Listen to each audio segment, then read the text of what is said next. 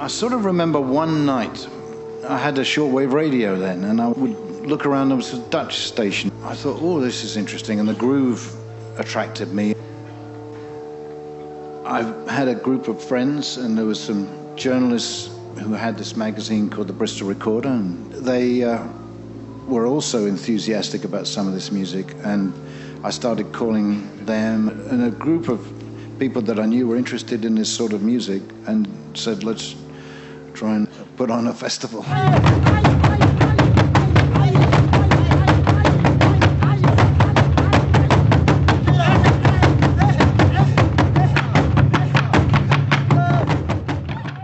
There were only 3 record stores that I knew of in London where you could actually find this sort of music. And occasionally you could see artists, in these sort of cultural events, but it didn't feel sort of free and fluid. But we believe passionately that it should be all-inclusive. I think Basie said only 2 types of music, good and bad. I think we like that approach. First, it was going to be called Music from the Edges of the World, but that implied that Britain was at its center. There was going to be Rhythm 82, but that was abandoned because it sounded too much like a BBC jazz program. The only way to encapsulate everything memorably was to find an acronym. At that point, in early spring 1982, a choice had to be made. A world of music, arts, and dance certainly summed it up. But some wag suggested WOMAD might be mistaken for a drug to combat menstrual pain. There were later inquiries for more information on this supposed women's festival. WOMAD suffix seems apposite given the debacle that followed. WOMAD developed from an idea Peter Gabriel had in late 1980. I was going very excited by some of the things I was coming across. So I thought, if they're so exciting to me, I'm sure they will be interesting to a lot of other people too. So I was sitting on a train one evening and I thought, wouldn't it be great to have an event which could bring in a large audience with a few rock and roll groups and have that audience exposed to a lot of this stuff?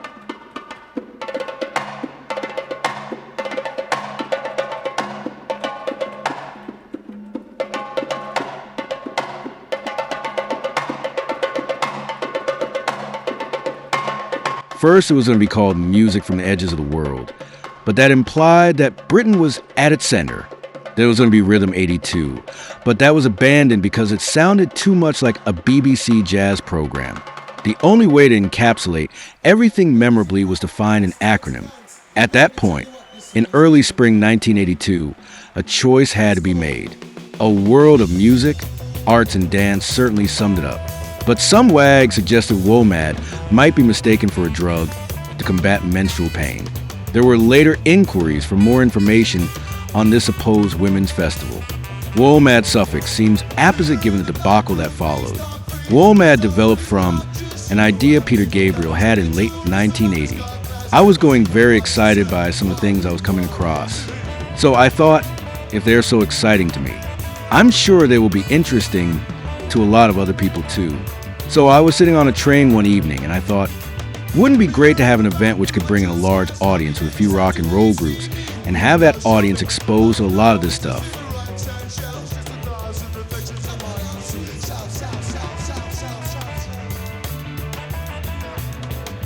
Producer David Lord, who owns Crescent Studios in Bath, introduced Gabriel to Thomas Bromond, known as Dawes.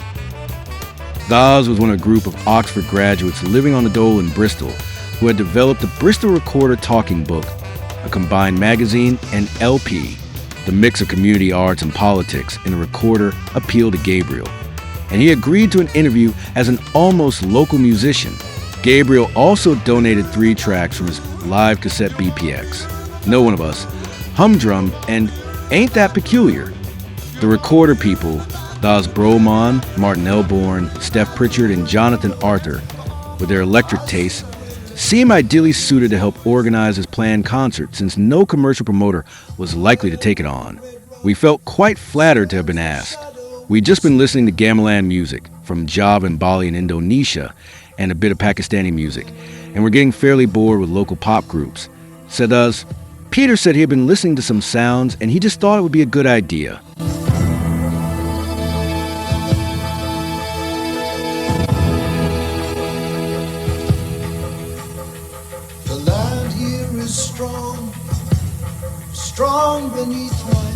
We had meetings in Ashcombe House instead of getting up plans. It was a very exciting time, said Gabriel. He was also encouraged by a positive response from Talking Heads and Bath neighbor Steve Winwood. The event was originally planned for spring or summer 1981. We started talking to people, and the whole process of finding the music was like a detective trail. It was a very potent idea, and the further we went into it, the more it became clear that if we were going to trouble of assembling people from elsewhere, it would be a good idea to do it with more than just African groups. And that in terms of logistics and costs, it would have to be more than an indoor venue, because it became quickly clear that finance and backing was not readily available.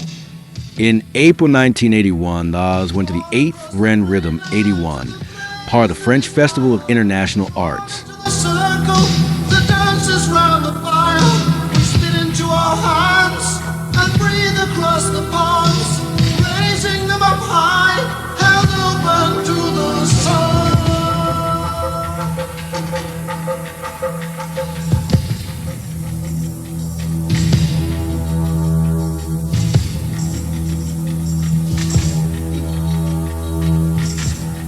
In particular, he wanted to see the Sabri brothers from Pakistan, masters of Qawwali, the musical and ceremonial expression of Sufism, the mystical branch of Islam. He also came across the masters drummers of Burundi, peasant farmers from the hills of this tiny impoverished nation, and was spellbound. The Oz wanted both acts to come to what was to become WOMAD. The WOMAD workers set about trying to raise finance from the Arts Council, public bodies, and private sponsors, including Coca-Cola, but without success. Gabriel used his influence to contact people in the music business on both sides of the Atlantic. Apparent salvation came from Charles Levision, then chairman of WA Records UK, who agreed to a $150,000 advance on a double album to be released prior to the festival. Pete Townsend, David Byrne, Gabriel, Peter Hamill, The Beat, the Burundi drummers, and several of the Third World acts contributed tracks. Another apparent breakthrough came when the BBC agreed to film the festival for their prestigious Arena Arts documentary slot. The date was finally set for the weekend of 16 to July 18, 1982 at the Royal Bath and West Showground near Shepton Mallet, Somerset. 6 days had become 3. As well as the promised extensive TV coverage of the 300 performers from 21 countries, there were cultural exhibitions, lectures, films, workshops, and arts, crafts, and food from around the world. There were 4 stages with concerts running concurrently. The idealism that shaped the festival was also to contribute to its downfall, best exemplified by the festival poster. All musicians, regardless of fame or prestige, were given equal and alphabetical billing. The alternative, which was rejected, would have put the British like Gabriel, Echo and the Bunnymen, and Simple Minds above artists like Tian Jin from China, Les Musicians Du Nil from Egypt, and Sasono Mulio from Indonesia. It was just not a commercial poster. It reflects a mistaken sense of idealism, said Dawes. Using big names to draw in crowds did not have to be negative if it turned them on to different traditions.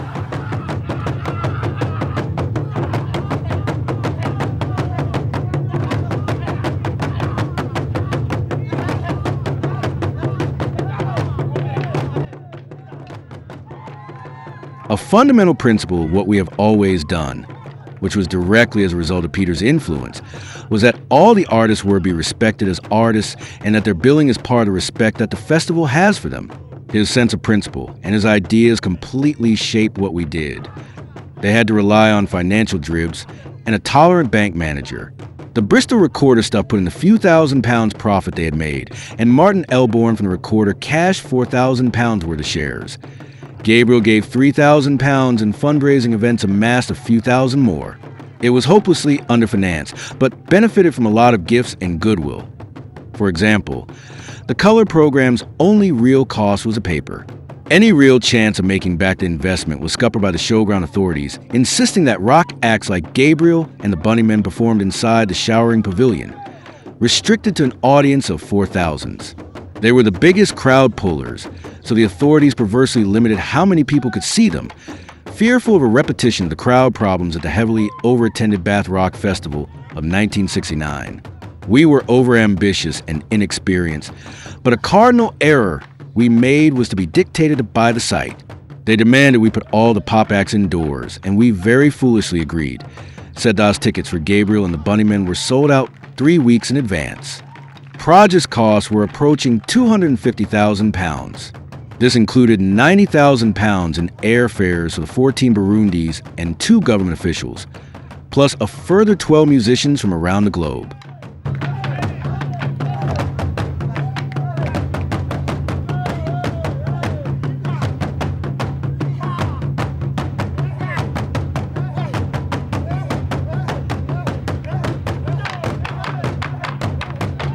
The deal with the BBC was a co-production allowing the BBC to film. Above-the-line costs were to be paid by WOMAD. American backers promised to secure WOMAD World TV rights. That was the cornerstone of our finance. We were being asked to come up with £50,000 in front of the project. But our co-producers in the States in the end would not come up with the money because they did not trust that it was all above board, said Dawes. The BBC unexpectedly announced they were pulling out 2 weeks before the event. The news was received just as the Burundi drummers were in the air. To say it was a body blow would be an understatement. It started to feel like we were building a hotel on quicksand. We had got to the point where we had spent around £40,000 in gamble that might recuperate £200,000. The question then is, do you say goodbye to £40,000 back or lose still more? In any promotion, big or small, there's always a deciding point like that. We passed that point 15 days before. It wasn't until the Friday had actually been that it was quite clear that the audience was not coming on the day, said Dawes. By now, Gail Coulson, who had advised Gabriel the idea was a folly from its inception and refused to have anything to do with it, could no longer bear to see it go so badly wrong. She brought an accountant from Hit and Run to Bath to try and sort out the mess. By Saturday morning, the accountant had been working all night, finding out the liabilities, and we realized we were potentially anything up to £250,000 adrift. The DHE decision was, what do we do now? And on the advice of people much more experienced than ourselves, we decided to go through the weekend on the analogy, say of a Laker airplane that has already taken off from Heathrow to go to New York. What do? Turn round and take it back to Heathrow or carry on to New York, and then say the company's bust. So we just carried on, feeling like the end of the world had come. The question of the glaring gap between revenue and costs was raised with Gabriel New York New Musical Express writer Vivian Goldman a few days before the festival. Yes, that discrepancy might lead us to interesting places, like the bankruptcy court, he said. Goldman also asked him where cultural exchange stops and ripping off begins. Gabriel seems to love debate and dialogue. A warm smile shows he's thought the subject through many times. I'm not sure of the value of that argument. All art steals and doing it with respect. If through WOMAD, rock people acknowledge their sources, the sources are also much more likely to sell.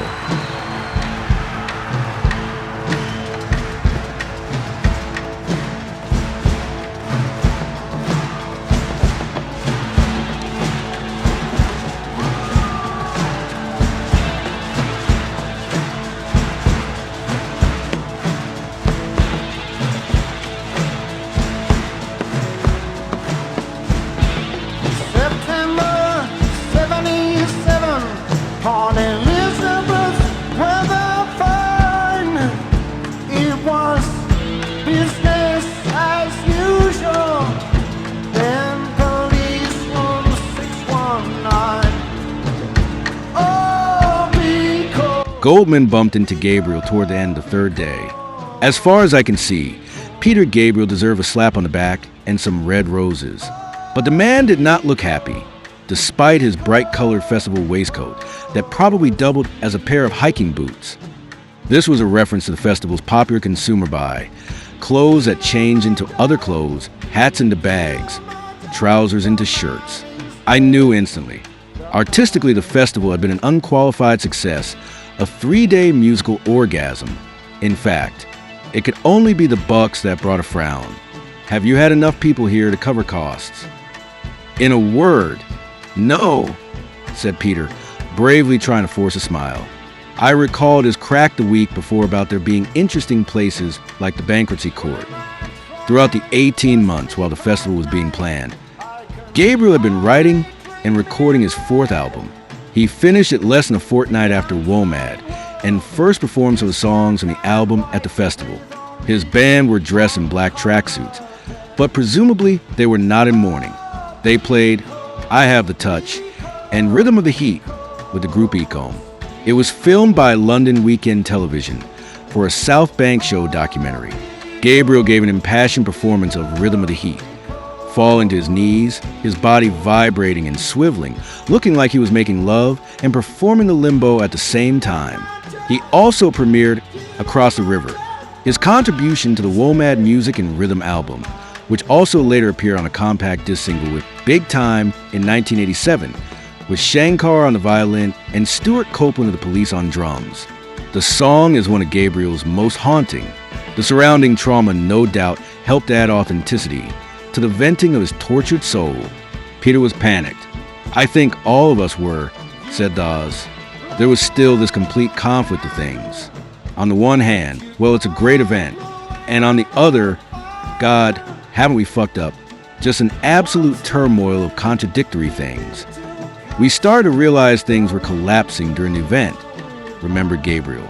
There were concerns before then, but we were confident we were going to get a much bigger audience than we had.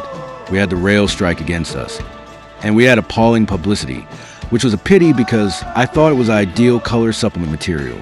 Because I wasn't working on it full time, I didn't want to tell the WOMAD people how to do it. Some of the pros in the business were very skeptical and cynical about the whole thing. This isn't going to work and blah, blah, blah. We were saying, oh, yes, it is. People will like this idea. We were very confident and naive. But I didn't want to come in the big rock star. You've got to do it this way. This is the way things are done. I think I was a bit stupid in that way. I should have been more aggressive. I had no idea I was going to be seen as the only one worth chasing as things went down. Gail and the accountants salvaged what they could. She worked almost a whole weekend at the festival itself, helping where she could and advising with a very limited amount of cash on who should get paid the cash on the weekend. Remember Dawes? And as a result of her advice, all the visiting artists were paid cash first. I think there was a sense of energy generated by it. There were several creditors who came personally for us. They felt so angry. Afterwards, nobody could understand how the festival had happened with the minimal investment that it had received.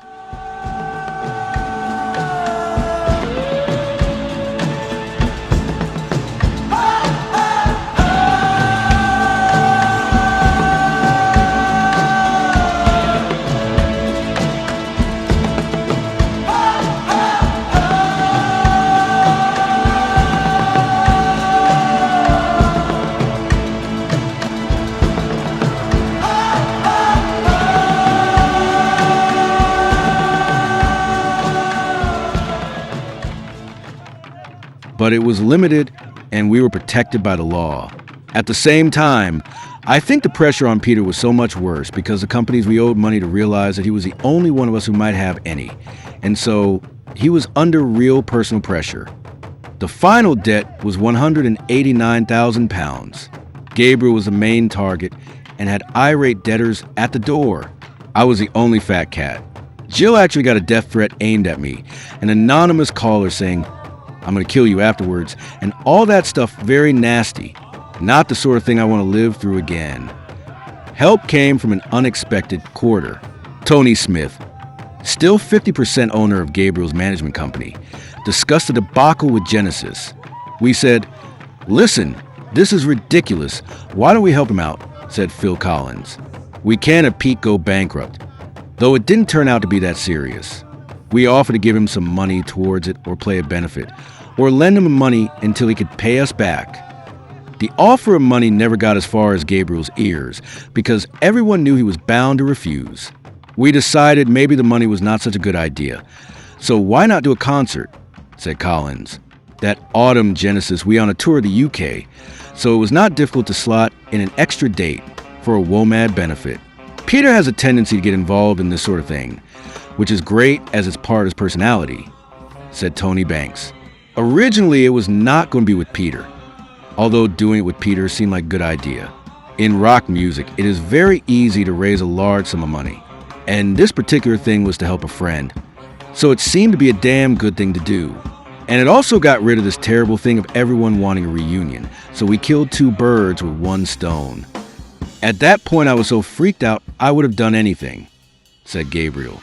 I was very touched that they were prepared to do it, to bail me out, because although I didn't feel personally liable, I had been part of a team that was naive. A lot of decisions, which were partly responsible for the problems I didn't feel I had created, except that I had instigated a thing and left it to the WOMADers. I felt responsible in neglecting to take a heavy-handed financial role. I think I would have made some attempts afterward to pay off what could have been paid, but I wouldn't have been able to get that sort of audience.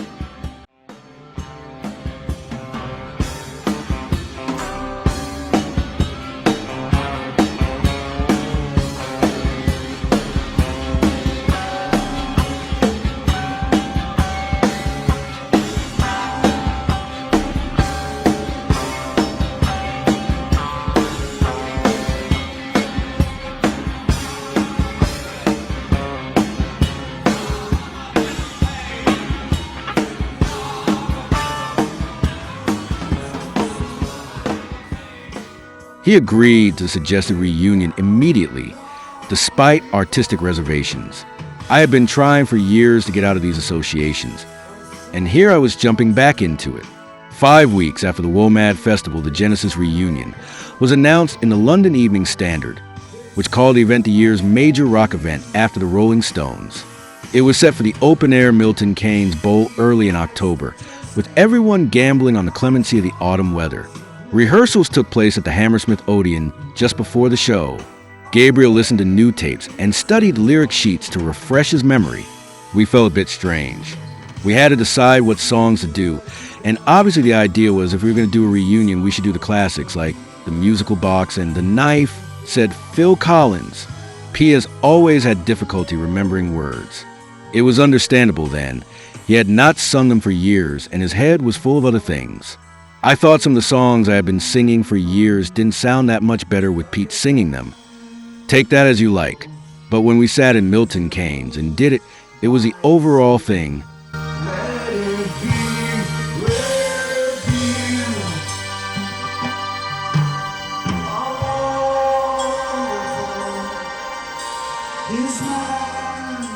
Mike Rutherford.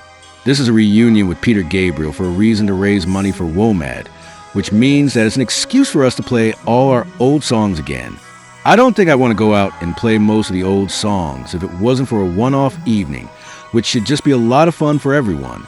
That's why it's important that it's just one show and not a series. It will have highs and lows, but the best bit should be exhilarating. I don't think any of us realized how much work this was going to be. It can take a surprising amount of time to learn a song you haven't played for 10 years when I played a tape of a musical box. The other day, there were about 4 minutes in the middle that I'd completely forgotten.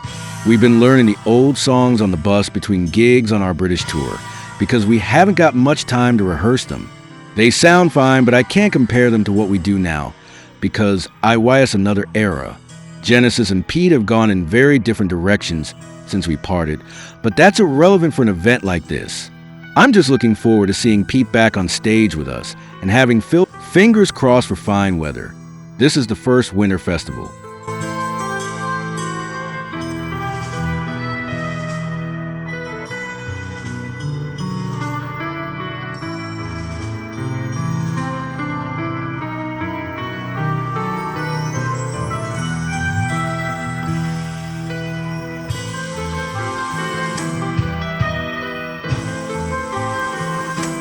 Daryl Sturmer. I've never played with Peter before, although I saw him at Hammersmith Odeon a few years ago and thought he was great. He is definitely different. Personally, I find it hard to see how they were ever in the same band because the way Genesis is now, it's very hard to see a connection. But then I didn't grow up with it. I used to listen to a lot of English bands like Procol Harum and King Crimson, but I really only heard Genesis from Trick of the Tail onwards, so it's going to be a fascinating experience for me. I actually wish we were doing it for several nights so that I can really get into it. I'll be okay on the old songs that we still play, but on the others such as Musical Box and The Knife, I'll really have to think about what I'm doing. But that's a challenge. After you've been with a band for a while, it's good to make a change. even if it's only for one show.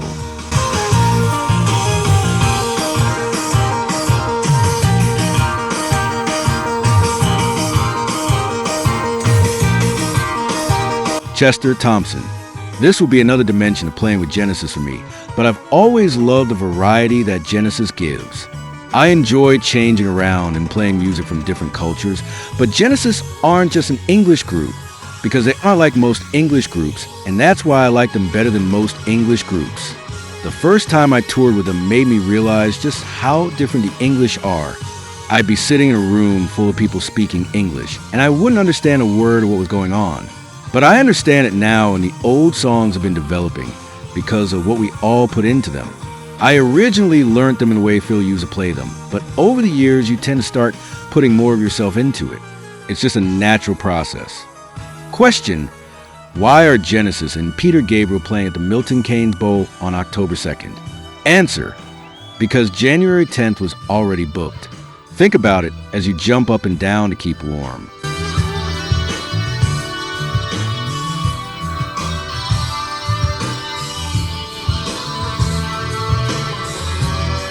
Tony Banks. It's going to be cold, but it will be marvelous if it works. It'll be weird going back to playing as we were then. Some of the old songs feel almost like Antique's musical box. For example, we wrote as a four-piece even before Steve Hackett joined us, so Mike and I played the guitar part. So I got to start learning to play the guitar again, and I'm a bit rusty. It will be nice for people to hear some of the old songs with Pete again. We 11 do the songs we still play in our set together with some of the early classics and one or two other bits we feel like playing. I don't know if we can really live up to what people are expecting. What's strange is that the last tour we did with Pete playing The Lamb Lies Down on Broadway, we were playing town halls and not even filling most of them, but now there's an awful lot of people who want to hear it. I just hope they haven't built it up into something it can never be. It will be a bit like a first night for us in some ways, but it will certainly be interesting. I just hope we can get through it without too many mistakes. I hope everybody has dragged out their duffel coats and long scarves from the cupboard for the occasion. Actually, I'm hoping for snow, then people will still be remembering it in 50 years' time. Do you remember that open-air concert we went when it snowed?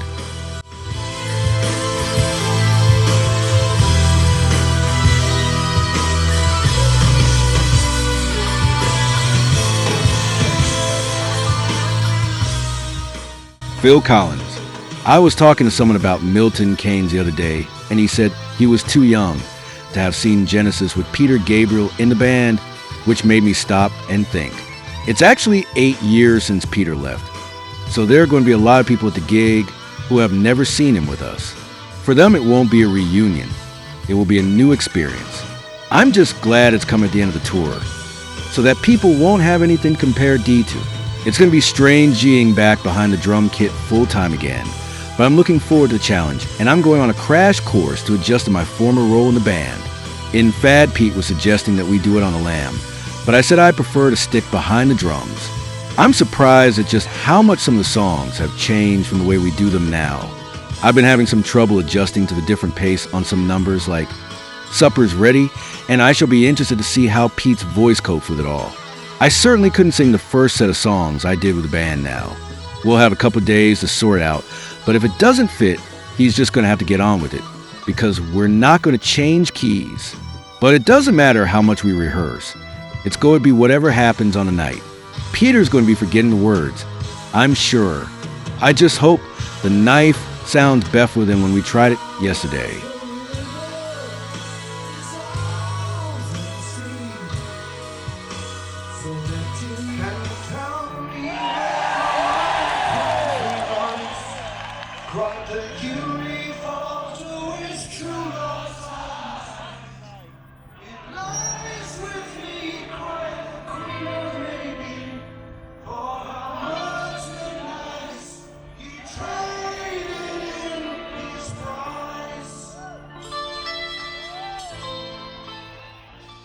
Peter Gabriel. I'm sure that, as with anyone reliving their youth, I'm going to feel a lot of nostalgia about the gig, although in terms of career moves, it's probably not a very good idea for them or for me. But financially, it's going to be very useful for the WOMAD Festival, and I'm certainly going to enjoy it. I'm still sure that the world of music, arts, and dance festival will continue. The proof of just how successful it was for me was that an audience at Lakes Rock and Roll will listen to a troupe like Tianjin from China, which is really foreign to them.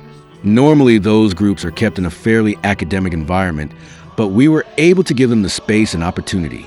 And although most people who haven't seen the drummers of Burundi are still a BD cynical about them because of all the hipness Adam and the Ants and Bao, while everyone I know who saw them was completely blown away. They ended up on my front lawn doing a performance for television, and they could really turn it on for the cameras, except that with Western performers, you know it's a performance, but this had a spontaneity and vitality that you never normally see. With the concert, we shall be able to pay off some of our dates and hopefully learn from our mistakes. WOMAD would be a great event to hold in Hyde Park for free if we could get someone to sponsor it and Ken Livingstone to arrange it, for example. I'm learning the Genesis lyrics at the moment, but I think I'm going to need a large cheat sheet or else a small prompter disguised as a monitor cabinet.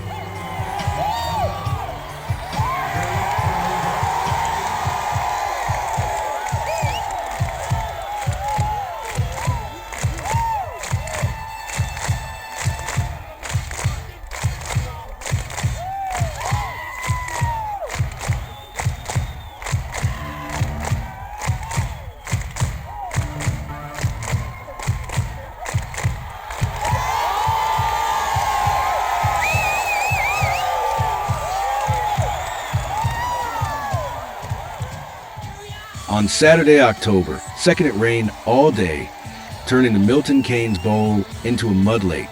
Despite that, 47,000 people came, some flying in from Japan and the USA, and many bravely watching support acts throughout the afternoon. Genesis drifted onto a blue-lit stage.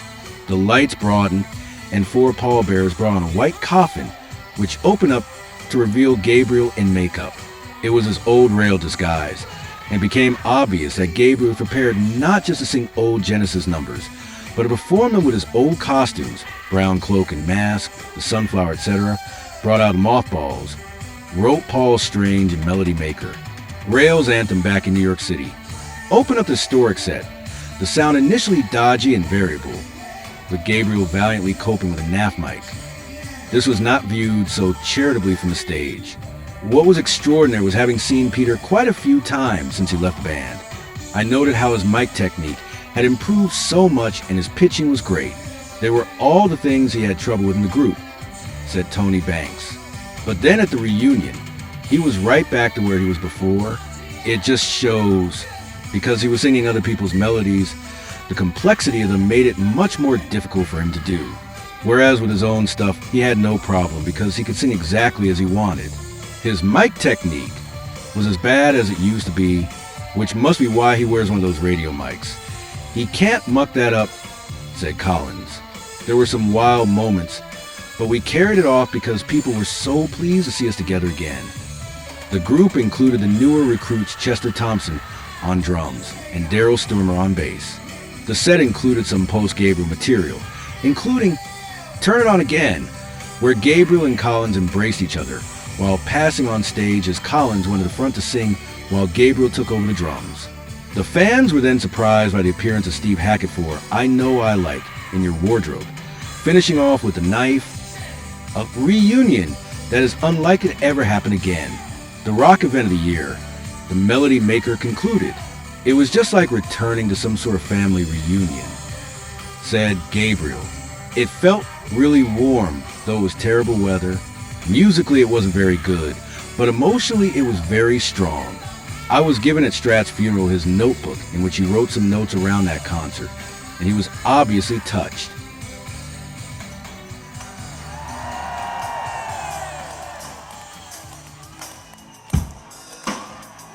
As well, when we get going on this, I'd just like to say a few thank yous. First thanks of all is to Tony Smith, the joint manager who conceived this whole thing and got us all back together again.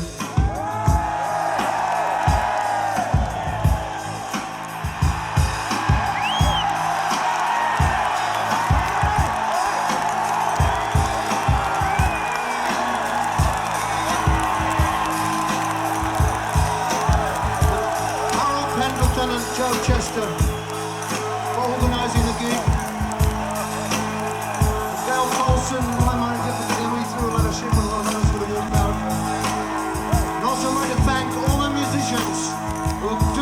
free, including one startling omission that some of you may have already noticed. Steve Hackett!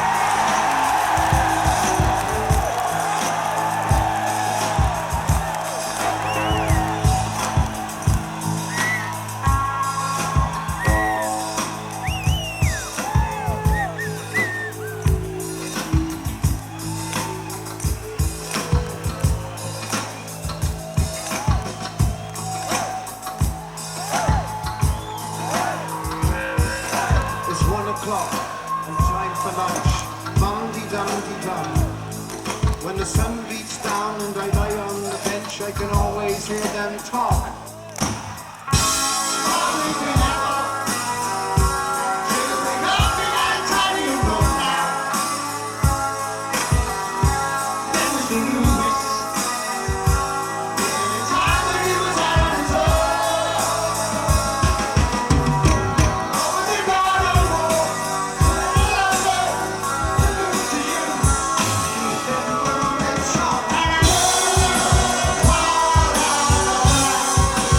Here in studio, it's Peter Gabriel. Welcome, Peter. Now, as we were saying before that track, you had a very busy day last Saturday. It was your reunion with Genesis at Milton Keynes. It must have been a pretty wet reunion, mustn't it, judging by the weather? Yeah, we had filthy weather. It started about 6 a.m. and went on to about 2 a.m., solid rain. And the day before was perfect and the day after was perfect. But you had to pick one day out of 7 years, and that was the one. What sort of show was it, for the benefit of people who didn't go? Was it a Genesis show or a Peter Gabriel show or what? Well, first, I just want to say that it's amazing for the audience because they waited out for about 6 hours in the rain. So I wanted to get that over.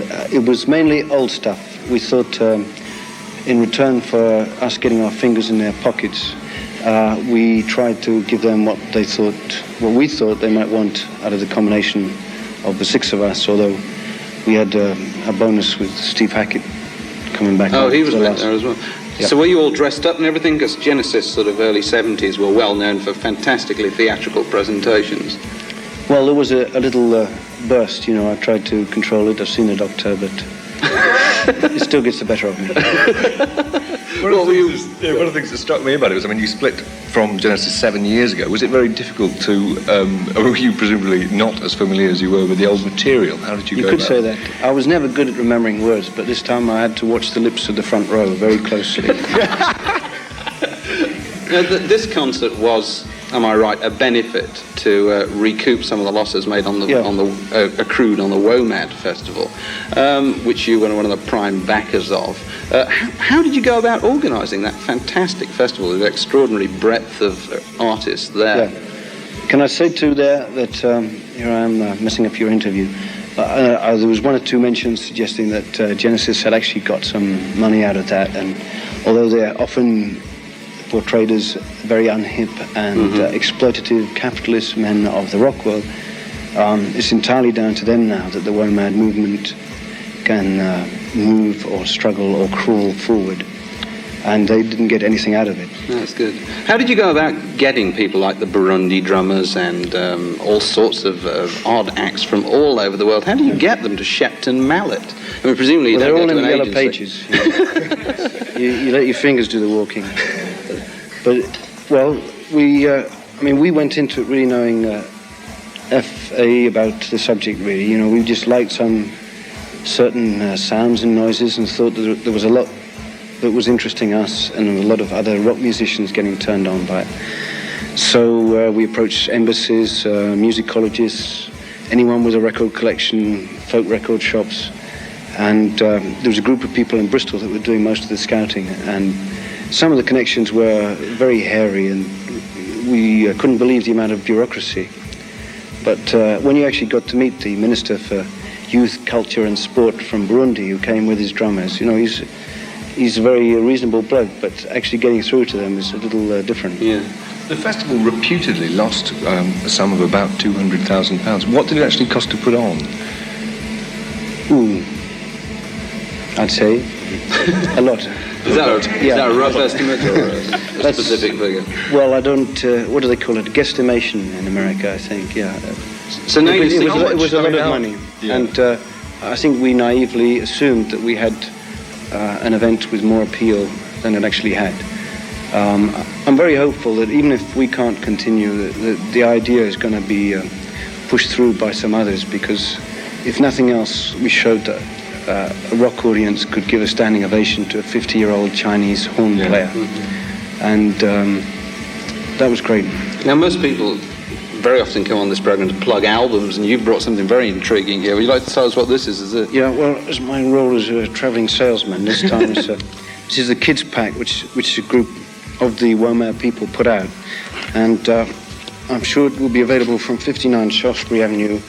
But essentially, we want to see a lot of schools taking up these booklets and an introduction to cultures of all sorts of different places. And we'd still like to get the involvement of lots more rock people in introducing kids to these things, because if the people that appear on the rock programs are introducing and getting turned on to this stuff, it's much more interesting than if the local education office is pushing it. Briefly, is there any chance of another WOMAD next year? Not next year, certainly, but I hope something similar will definitely happen. Whether we can be involved with it remains to be seen, but I think things look optimistic towards clearing our way out of this mess at the moment. Thanks very much, Peter Gabriel, and best of luck with your own album, which we don't seem to have got around to mentioning, but I think WOMAD is a very good cause. Best of luck with your many ventures.